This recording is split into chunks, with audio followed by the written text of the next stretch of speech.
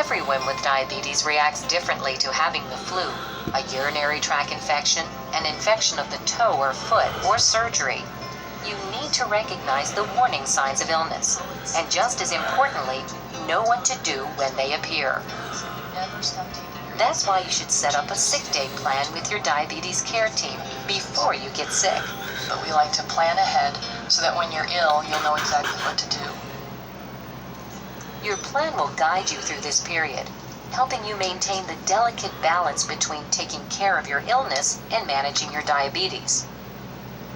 One of the most important principles of sick day management is that you continue to follow the nutrition, medication, and monitoring parts of your treatment plan as closely as possible.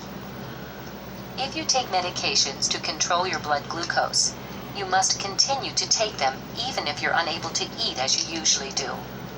You may think you don't need as much medication, but you do, because your body makes extra blood glucose when it's under stress. So without your medications, your blood glucose may rise to very high levels. In fact, you may need to take more medication. Insulin may become part of your sick day plan. Checking your blood glucose is important when you are sick. You may need to check as often as every 4 hours. Ask your diabetes care team if you should check your urine for ketones. Keep plenty of extra testing strips on hand and record your results as usual. And as with anyone who's fighting an illness, you should stay warm, get plenty of rest, and drink a lot of fluids. When you're sick, it's a good idea to have a list of emergency contact numbers on hand. For example, At the end of the day, It's also a good idea to let someone know when you're not feeling well. This contact person should have a basic knowledge of your diabetes and understand the importance of checking in on you occasionally. call back and check up on me here in a few hours. Your list of telephone numbers should include all members of your diabetes care team and your contact person. It may be helpful to keep close track of your illness in your notebook, because your diabetes care team will want to know about your medications, what, when, and how much you're taking, your temperature, your food intake, including what, when, and how much you're eating, and whether you're able to eat solid foods, and any symptoms you may be having. Check ahead of time with your doctor or pharmacist about which over-the-counter remedies for symptoms such as congestion or diarrhea do not contain sugar or alcohol. What you eat and drink when you're sick is very important. If you can stick to your normal meal plan, that's best. And drink plenty of calorie-free liquids like water and caffeine-free low-sodium diet soda to avoid dehydration. If you can't stick to your regular meal plan, consult your sick day menu. Remember, your body still needs nutrients, so try to take in your normal number of carbohydrates by eating foods like gelatin, crackers, soup, or applesauce. If even these mild foods are too hard to eat, you may have to stick to drinking liquids. Regular sodas, juice, sports drinks, popsicles, or sherbet will help give you the necessary carbohydrates. If you are unable to drink fluids or retain fluids for 4 hours, you may want to contact your diabetes care team. Your sick day plan will also tell you when to call your diabetes care team. I want to tell you, I've got a fever, about 101, pretty nauseated.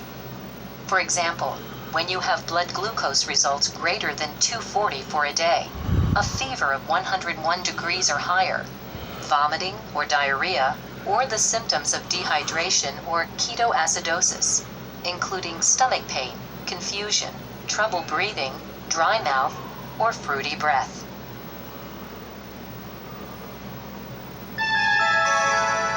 When you have diabetes, even a common cold can seriously affect your blood glucose management. That's why being prepared is so important. Have you made a sick day plan with your diabetes care team? Do you have a contact person to check up on you while you're sick? If you haven't done so already, make a list of emergency contact numbers to have on hand.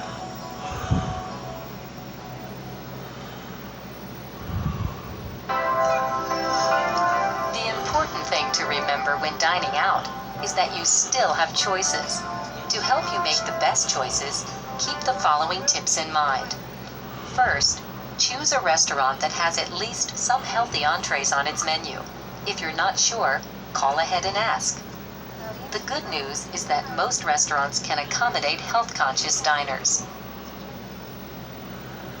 Many restaurants also provide nutritional information about their entrees. For example, light or heart-healthy selections may be clearly noted on the menu. You also need to be aware of what not to choose, which isn't always easy. These words signal that a selection is probably high in fat, creamed, fried, sautéed, crispy, and au gratin. If it's not clear, ask your server questions about the food. What's in it? How is it prepared? Then I'll just have my Most restaurants will prepare your food to order, so don't be afraid to make special requests. Red enchilada, and I want it done in water. They do everything. They've cooked the beans and they make the tortillas and everything. Everything's made in that restaurant, and they don't add lard or salt, so it's very healthy. And the enchiladas, they used to like just fry them a little bit in the skillet, So I asked them that they would do them in water for me. I think I'm gonna have the chicken fajita dinner, please. And instead of the refried beans, let me have the whole beans, please. Part I'm gonna eat. Just like when you're eating at home, the 4 nutritional guidelines should be the basis of your choices when dining out. Remember, total carbohydrates count. Choose foods low in fat. Control portion size, and try to eat the same amount of food at the same time each day. The following tips can help you resist some of the common temptations of restaurant dining. Salad bars offer many nutritious choices, but be aware that they are often loaded with high-fat items like creamy dressings, pasta salads, meats, cheeses, and garbanzo beans. And if you're having a bowl of soup, choose one that doesn't contain cheese or cream. Low-fat, vegetable-based varieties are best. Have your chicken or fish entree grilled, broiled, or baked instead of fried. Have your vegetables steamed rather than sautéed or covered in a creamy sauce. If you're having a sandwich, pass on the cheese and choose mustard, lettuce, and tomato instead of mayonnaise. Ask that high-fat toppings be served on the side so you can use them sparingly. For salads,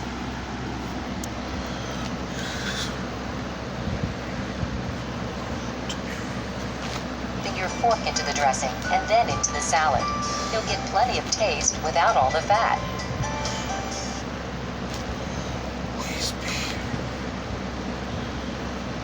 That filling up on bread or rolls before the meal adds extra carbohydrate and calories. So do the extra large portions typically served in restaurants. You may want to try an appetizer instead of an entree, and add soup or salad to round out the meal. Or,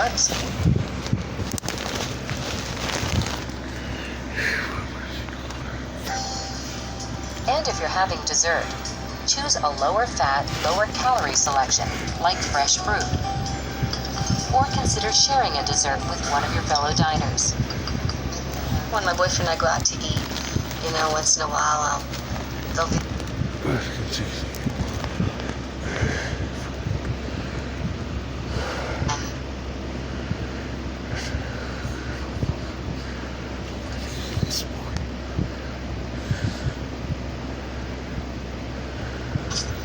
then he gets more than half, because then I start feeling guilty, because I know if I go home and it's 200, I know I'm in trouble. Remember, if you take medication that lowers your blood glucose, it's important to understand how it works so that you can be prepared to take action if your meal is delayed. And finally, if you find you've ordered too much food, eat what you should and take the rest home. The most important thing to remember when dining out is that you still have choices. Choices about where, what, and how much you eat. Gather some takeout menus from your favorite restaurants and pick out the healthiest selections. Take these along on your next diabetes care team visit to discuss whether your choices are the best for you.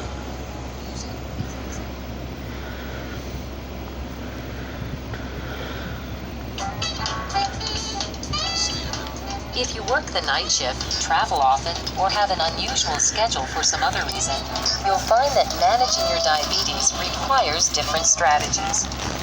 My strenuous schedule, when I get home sometimes, I'm not thinking about doing nothing but going to bed, you know? And when I get up in, you know, it's like, when I get up, I find out what time I have to be at work, and then I have to work everything into the schedule. You know, whenever you stop and take a rest break occasionally, get walk around a little bit, get some fresh air, check your sugar real quick just to make sure that you're still... Meet with your diabetes care team to work out an eating, exercise, and medications plan that fits your schedule. You'll work together to solve possible problems before they arise. For example, how to get your activity in when most gyms are closed, or where to find a healthy meal at 4 in the morning. What I try to do is not let my disease dictate how my lifestyle and my work style operate. It's important to come up with a treatment plan that fits your schedule, however unusual, and is flexible enough to adapt on your days off or while on vacation. Do you feel that your treatment plan fits in well with your schedule? Can you meet the demands of day-to-day living and still find time for physical activity, to make healthy food choices, and practice good self-care? Make a fairly detailed log of your day-to-day activities for a full week. If you discover anything in your schedule that might be interfering with your diabetes self-management, think of possible solutions and discuss your findings with your diabetes care team.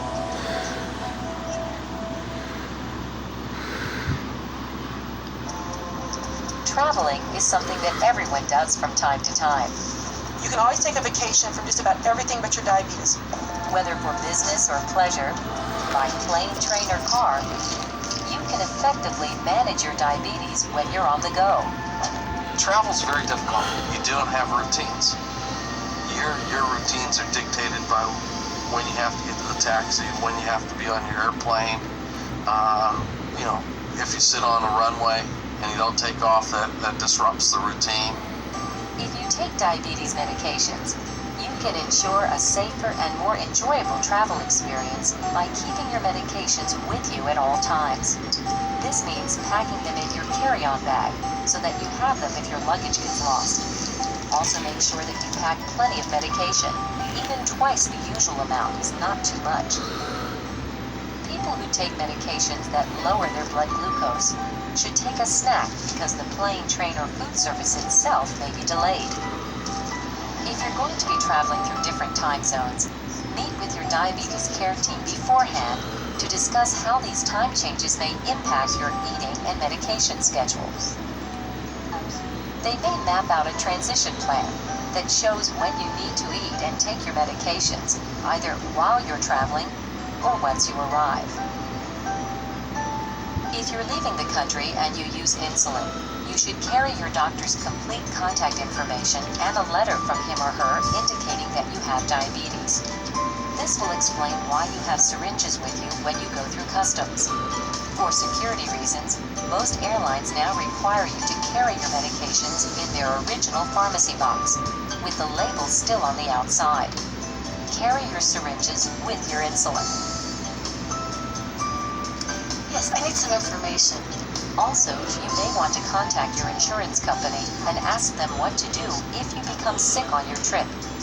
Put their recommendations in writing just in case there's a problem. Okay, thank you. Wearing your medical ID is especially important when you're on a trip, so that if you need help, others can more easily see that you have diabetes. When you're on the road, there are many obstacles to good diabetes management, like trying to exercise and eat well. When making your reservations for plane or train travel, explain that you have diabetes. Ask for an entire list of entrees, and pre-arrange to have the healthiest one for you. If you have a kitchenette or refrigerator in your hotel room, use it, and apply your dining out skills as needed.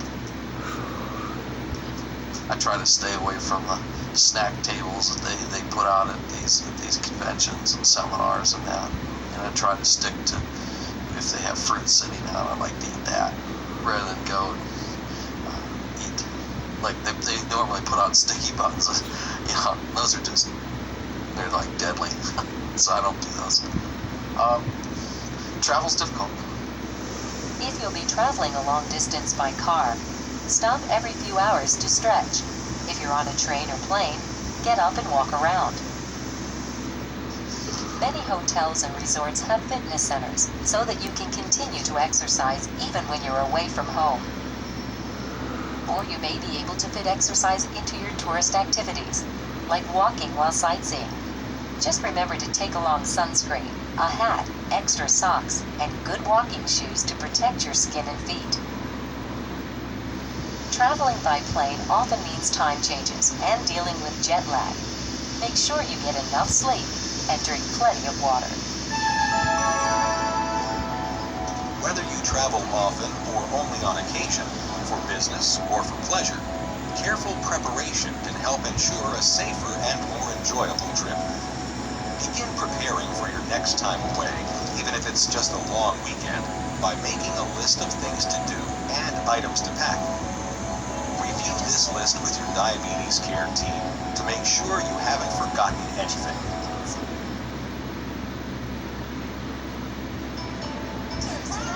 Special occasions and holidays can also present challenges to people with diabetes. But there are steps you can take to help make these the happy and enjoyable times they were meant to be. Plan to follow your usual routine. That means taking your medications, monitoring, and eating as close to the normal times as possible.